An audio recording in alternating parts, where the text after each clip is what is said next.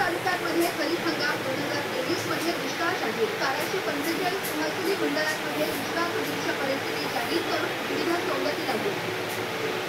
1,30,334 लाभार्थींना 830 कोटीहून अधिक कृषी यांत्रिकीकरण योजनेच्या माध्यमातून अनुदान दूरदृष्टी आणि इच्छाशक्तीच्या जोरावर उज्ज्वल भविष्यासाठी चर्चा होत आहे आपला महाराष्ट्र संकल्पपूर्ती महाराष्ट्राची नवनिर्मिती सुराज्याची किती पकडत पकडत त्याला चालणं शिकवलं याच्यासोबत बाबांची घरी येईपर्यंत तासन तास वाट पाहिली आपल्या पहिल्या बिझनेसची आयडिया झाला याला माझ्या खांद्यावर सुचली याच्या लग्नासाठी देखील सगळ्यात आधी आम्ही सजलो आणि मग असाच सुरू झालं पोस्टक्रम पुन्हा एकदा साथ जी कायम राहते जिंदल साठी सीलच्या पाईप्स आणि ट्यूब्सने बनलेले गेट्स रेलिंग्स आणि फर्निचर आहे corrosion resistant fire resistant termite resistant आणि लॉंग लास्टिंग तो टेस्टी जेवण जमिनीमध्ये बनवलं भारताचं number 1 quality oil government recognize testing एजन्सीने सांगितलं आहे तुरीची डाळ आहे ना चांगली फेवरेट आहे तूर आणि चण्याच्या फरक न समजणाऱ्यांनाही माहिती जमिनी आहे भारताचं नंबर 1 क्वालिटी ऑइल ही बंदी रोज सजीवन ठेवली डोंट कॉम्प्रोमाइज वापरा फक्त जमिनी सनफ्लॉवर ऑइल आज ऑफिसमध्ये मनुष्य खूप ओरडला चूक माझी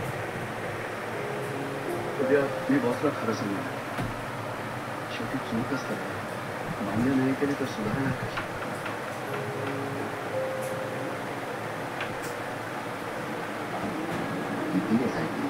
जीवन आत्तापासून आपल्या मुलाला एक चांगला माणूस बनवण्यासाठी जर जीवन जगण्याची पद्धतच असेल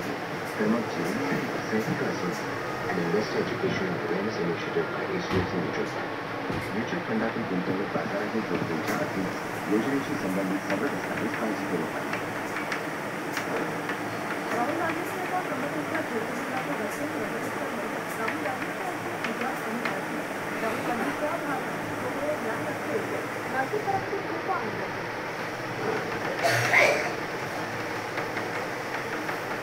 माझं नाव शिवसेनेची यादी संस्था आवडीच्या सभेवर खासदार बाळाजींचा दावा तर भाजप प्रवेशावर किरण नवाणेंचा पूर्ण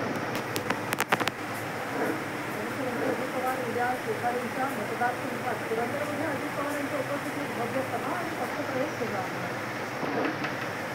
राष्ट्रीय स्वयंसेवक संघाची उद्यापासून अखिल भारतीय प्रतिनिधी सभा लोकसभेच्या पार्श्वभूमीवर सभेला वेगळं महत्त्व विरोधी गटांसह 1,529 प्रतिनिधी उद्या बसले